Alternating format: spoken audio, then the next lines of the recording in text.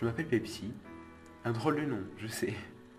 Je suis un demi-trait, croisé percheron et sel français. Ce qui me donne une allure assez singulière, je sais. J'habite ici avec ma meilleure amie.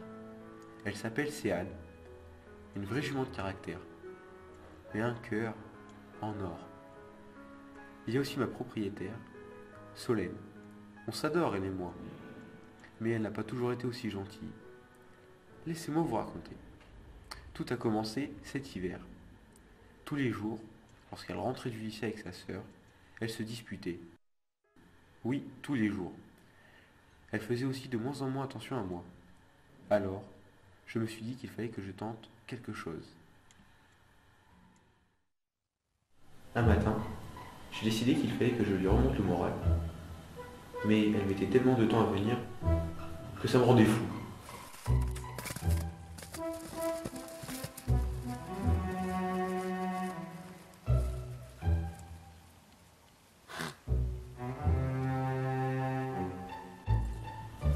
Finalement, elle est arrivée, avec son air grognon, comme d'habitude.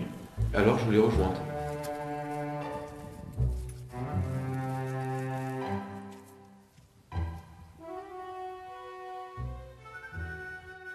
J'ai essayé d'être taquin avec elle, mais une fois de plus, elle a décidé de m'ignorer. À la place, elle m'a mis ce lit-colle, très inconfortable.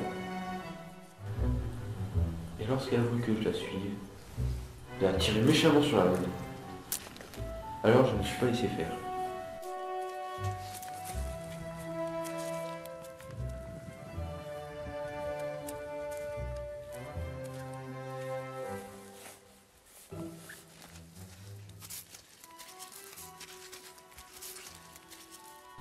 Je pense qu'elle était plus en colère que d'habitude ces journées-là. Elle s'est contentée de m'amener dans mon abri pour s'occuper vite fait de moi. Mais aucune tendresse, pas de friandises, ni même de caresses. Comme si j'étais un fardeau pour elle.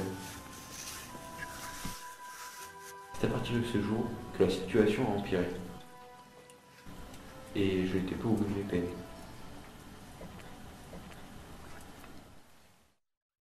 J'avais eu raison. Le lendemain matin, elle était déjà en train de m'arnacher.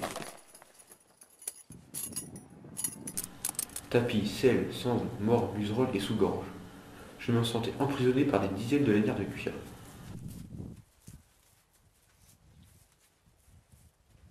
J'aurais largement préféré qu'elle me monte à cru.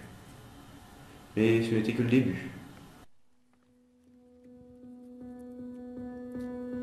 À peine était-elle sur mon dos qu'elle me fit enchaîner des exercices au trot dans la foulée, sans même me laisser le temps de l'échauffer au pas. Cela ne vous paraît peut-être pas si terrible, mais imaginez-vous, entravé par des bandes de cuir, avec un morceau de métal glacé dans la bouche, et une personne sur votre dos qui contrôle votre allure et votre trajectoire. Cela faisait un bon moment que je trottais, et je commençais déjà à être fatigué. Mais pas elle. J'avais beau essayer de lui faire comprendre que j'avais besoin de reprendre mon souffle, elle faisait la sourde oreille. Ensuite, elle a voulu me faire sauter. Et je déteste le saut. Je veux dire, sauter dans la nature, au pré, c'est naturel. Je n'y fais pas attention. Mais la discipline, que les humains appellent CSO, ce n'est pas fait pour moi. Pourtant, j'ai sauté des obstacles avec elle. Pourquoi? Parce que j'ai cru que ça lui ferait plaisir. Mais où était passée sa douceur? Où était passée sa compassion? J'ai sauté, sauté et ressauté. Jusqu'à ce que, pour la première fois, je dise stop. J'ai résisté à ces appels de langue, ces coups de talon. J'étais même prêt à ignorer un coup de cravache. Et puis, elle s'est énervée. Et elle est descendue. Pendant un instant, je me suis demandé ce qu'elle comptait faire après cela.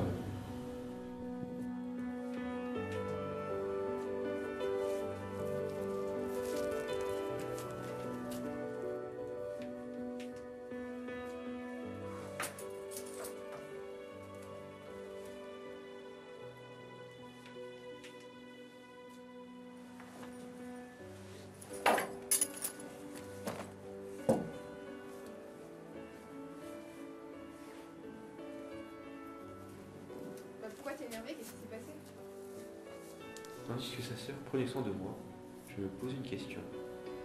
Et j'avais une idée de qui pouvait y répondre. Non mais tu y crois? J'ai été patient avec elle. Elle m'a poussé à bout. Qu'est-ce qui lui prend? Tu n'as tout de même pas cru que cette humaine était différente des autres? Pourquoi les humains sont-ils aussi cruels envers nous? Que leur avons-nous fait de mal? Nous ne leur avons jamais rien fait de mal. Tout ce que nous avons fait, c'est être leurs plus fidèles compagnons pendant des milliers d'années. Nous avons tiré la charrue pour labourer leurs champs. Nous avons combattu dans leur guerre, leur avons sauvé la vie quand ils étaient mourants. Dans les nuits les plus sombres, nous leur apportons le réconfort. Et dans leurs moments les plus ensoleillés, nous leur apportons la joie. Nous avons même renoncé à ce qui fait de nous des chevaux, à notre liberté, au bénéfice des hommes, et à notre plus grande honte.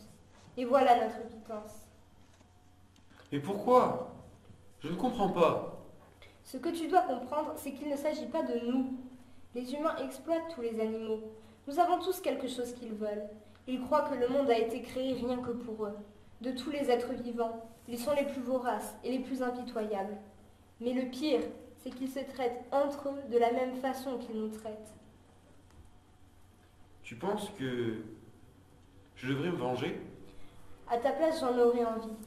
Mais la vengeance est propre aux hommes. Je préférerais mourir plutôt que de leur ressembler un seul instant. Alors, qu'est-ce que je dois faire? C'est à toi d'en décider. En décider. Si seulement elle voulait bien m'entendre.